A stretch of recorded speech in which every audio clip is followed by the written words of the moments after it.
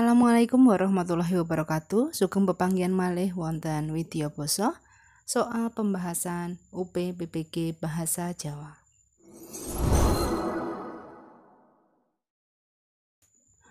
Bapak Ibu, video kali ini akan membahas soal-soal yang beredar di grup Telegram dan beberapa japri pada saya mendiskusikan jawaban dari soal-soal dengan tema novel dan drama Jawa. Ya, sebelum ke soal nomor 1, Bapak Ibu mohon bantuannya apabila video ini bermanfaat agar kami tim pengembang bersemangat, mohon subscribe dan share video ini. Soal nomor pertama. Kangge nepangaken para paraga ing adegan drama Jawi kalebet ing perangan. Nah, soal ini menanyakan struktur dari teks drama. Ya, berikut adalah materinya bahwa struktur teks drama ada 3, prolog, dialog, dan epilog. Termasuk juga drama Jawa. Nah, dalam dialog itu bisa dibagi menjadi orientasi, yaitu pengenalan tokoh dan karakternya. Kemudian komplikasi, yaitu mulai muncul konflik pada cerita sampai dengan klimaks atau puncak dari konflik. Dan yang terakhir resolusi. Resolusi adalah penyelesaian konflik yang sampai dengan nanti disusul epilog atau akhir dari cerita atau kesimpulan. Nah, di sini nepangaken para paraga berarti memperkenalkan tokoh-tokohnya melalui dialog-dialog dari tokoh tersebut. Ya, jadi di sini jawabannya adalah B, orientasi. Soal berikutnya mengenai wawasan tokoh ya. Salah satunggaling panyerat naskah drama Jawi ingkang ugi asring main drama inggih menika A. Bagong Kusudihardjo, B. Suparto Broto, C. Marsida, D. Suwariyun, E. Bondan Nusantara. Baik Bapak Ibu, untuk opsi A, Bapak Bagong ini adalah pelukis, kemudian Bapak Suparto Broto adalah penulis novel, sedangkan Marsida adalah pemain ketoprak dari Yogyakarta, begitu juga dengan Suwariyun, dan baru E adalah Bondan Nusantara, beliau adalah penulis naskah dan juga sekaligus sutradara juga pemain. Jadi di sini jawabannya adalah E. Berikutnya tentang novel. Novel kang sesirah suketeki karya titik-titik kalebet karya ingkang ngemu suraos detektif utawi ngrembag tek liweripun kadurjanan. Nah, novel Suketeki menika karyanipun Bapak Suwardi Endraswara. Ini pemenang lomba juara 2 nggih, lomba penulisan novel tingkat DIY. Kemudian berikutnya novel karyanipun Yunani ingkang ngrembag babagan lare yatim piatu ngantos saged sukses inggih menika A. Katresnaning Sir Sore, B. Dokter Wulandari, C. Cemara-cemara pesisir, D. Mitra Sinaraweti, E. Pesta wis rampung.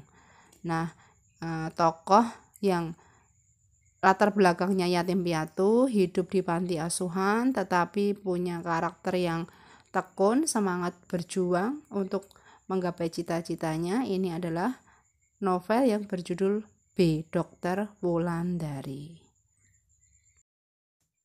Soal berikutnya, novel Jawi ingkang ngemot kawruh budaya, tradisi, tetelo kathah. Menika saged dipunrembag migunakaken teori A. Strukturalisme, B. Sosiologi sastra, C. Gastronomi sastra, D. Antropologi sastra, E. Psikologi sastra. Baik, jadi kajian sastra yang digabungkan dengan analisis cabang keilmuan yang lain.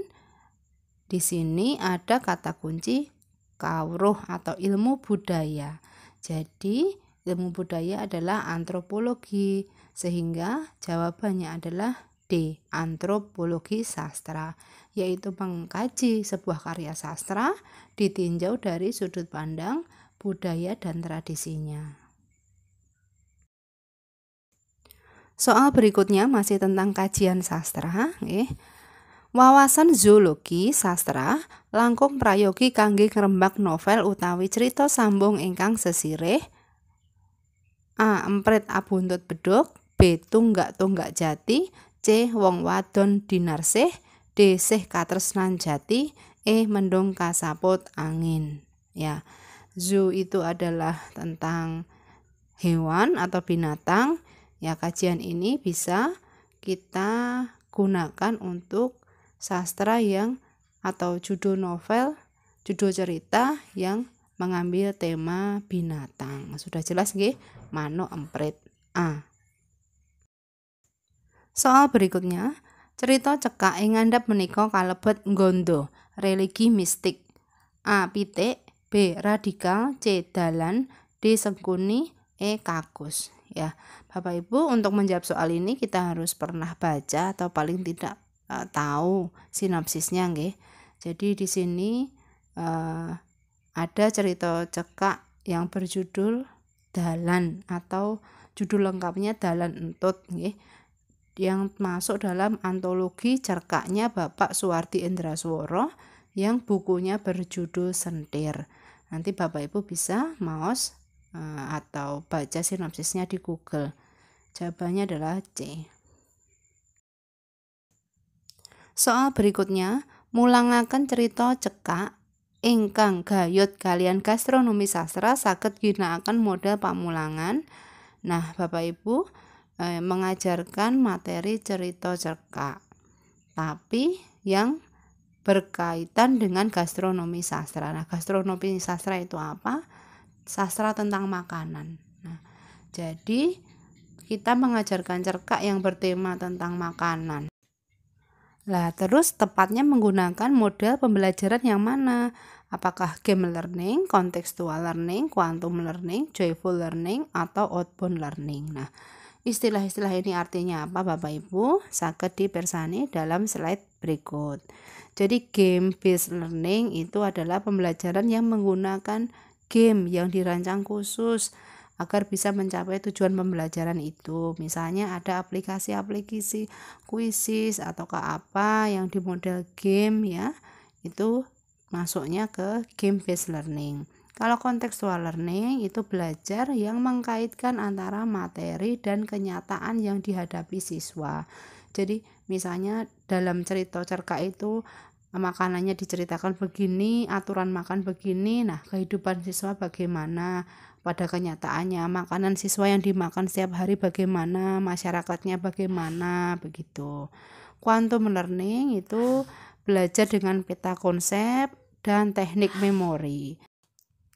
Sedangkan joyful learning adalah belajar dengan bahagia. Jadi guru tidak memberikan penekanan-penekanan, pressure-pressure, target-target pada siswa. Jadi intinya ya belajar begitu. Hasilnya tidak akan ada konsekuensi apapun. Nah, menurut saya Bapak Ibu yang tepat adalah contextual learning. Jadi bagaimana kebiasaan makan yang dihadapi oleh siswa dibandingkan dengan yang ada dalam cerita cerkak itu kemudian dibahas dalam pembelajaran. Apabila Bapak Ibu ada pendapat yang berbeda, monggo silahkan nyerat di kolom komentar. Soal berikutnya masih tentang model pembelajaran. Nah, di sini apabila kita mengajarkan tentang pepindan, lebih tepat menggunakan model pembelajaran yang mana? Seperti yang kita tahu, pepindan, mindake, atau membandingkan dua hal yang sifatnya sama, mengibaratkan ya. Jadi di sini lebih tepatnya apabila jawabannya adalah associative learning. Associative learning itu pembelajaran yang melatih kemampuan siswa untuk mengasosiasi. Nah, mengasosiasi itu apa? Mengasosiasi itu adalah membandingkan dua hal yang berbeda tetapi diambil hubungannya. Hubungannya yang sama apa? Nah, jadi lebih tepatnya pepindan. Seperti misalnya mlakune kaya macan luwe. Lah, kenapa mlaku? Mlakune kok kaya macan luwe. Lah, emangnya nek macan luwe mlakune piye? Nah, diambil hubungan yang sama dari pepindan itu, maka kita bisa menggunakan atau menerapkan associative learning. Soal berikutnya Bapak Ibu masih tentang model pembelajaran, mulangaken cerita wayang prayoginipun ngginakaken model pamulangan ingkang pundi. Nah, opsinya masih sama seperti tadi, tapi ada yang dirubah, yaitu opsi C, cooperative learning. Mengajarkan cerita wayang. Cooperative learning itu adalah pembelajaran yang menekankan interaksi di antara guru dan siswa, dan juga siswa dengan siswa. Ada kerjasama di situ. Ya. Nah, sebenarnya semuanya bisa jawabannya ya Bapak Ibu. Cerita wayang menggunakan game juga bisa. Cerita wayang yang menggunakan joyful, pembelajaran yang menyenangkan, gurunya mendongeng, menirukan suara karakter dari tokoh wayang juga bisa. Nah, tapi itu pada prakteknya ya Bapak Ibu sesuai dengan tujuan pembelajaran kita. Tetapi pada soal ini dicari yang terbaik yang mana, yang tepat yang mana. Barangkali yang bisa diterapkan di semua sekolahan. Semua Bapak Ibu guru bisa menerapkan ya. Menurut Anda jawabannya yang mana? Silahkan mohon ketik di kolom komentar. Saya tunggu nggih Bapak Ibu jawaban Anda. Mari kita diskusikan bersama-sama karena saya di sini juga masih agak ragu-ragu. Nggih, kita diskusikan bersama. Demikian video kali ini Bapak Ibu. Apabila ada soal-soal yang perlu dibahas, silakan panjenengan tuliskan di kolom komentar. Nanti akan kita bahas bersama pada video berikutnya. Assalamualaikum warahmatullahi wabarakatuh. Semoga sukses selalu.